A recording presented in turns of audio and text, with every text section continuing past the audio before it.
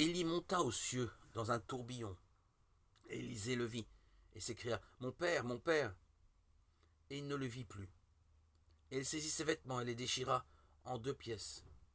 Et il releva le manteau d'Élie qui était tombé de dessus lui. 2 Rois 2, 11-13. La double portion de l'esprit d'Élie a été accordée à Élisée. Et la preuve lui en est donnée lorsqu'il lui est permis d'assister à l'enlèvement d'Élie. Cependant, bien qu'il s'attende à cette séparation, Élisée ne ressent tout d'abord que la perte qu'il vient de faire. Une épreuve nous prend toujours par surprise. Mon père, la spiritualité ne coupe pas nos racines. Elle sanctifie des sentiments sincères. Mener deuil n'est pas une faute. L'erreur serait de pleurer comme ceux qui n'ont pas d'espérance. 1 Thessaloniciens 4,13. Élisée déchire ses vêtements en témoignage de son propre deuil, parce que son ami et maître lui a été enlevé. Toutefois, les sentiments personnels, qu'ils soient de peine ou de joie, ne doivent pas nous absorber entièrement, ni non plus interférer avec l'activité sérieuse dans l'œuvre que Dieu nous a donné à faire. Et voici que, ôté par une main qui n'est pas terrestre, le manteau d'Élie, qui a été en son temps le symbole de son appel comme prophète, tombe à terre.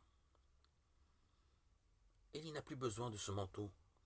Son service est terminé. La joie a commencé pour lui. Mais l'œuvre de Dieu demeure et avec elle la grâce et la puissance pour l'accomplir. Le manteau est comme venu directement du ciel jusqu'à Élisée. Dieu prépare le travailleur et lui donne son ouvrage. Cet honneur n'est pas conféré par une nomination terrestre, encore moins par une position sociale. Elle dépend du fait que nous possédons le manteau d'Élie et qui nous a été donné du ciel. Nous sommes ambassadeurs pour Christ, 2 Corinthiens 5,20.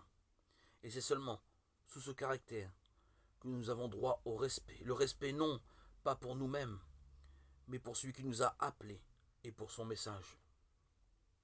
Dieu a bien voulu nous associer à son œuvre merveilleuse.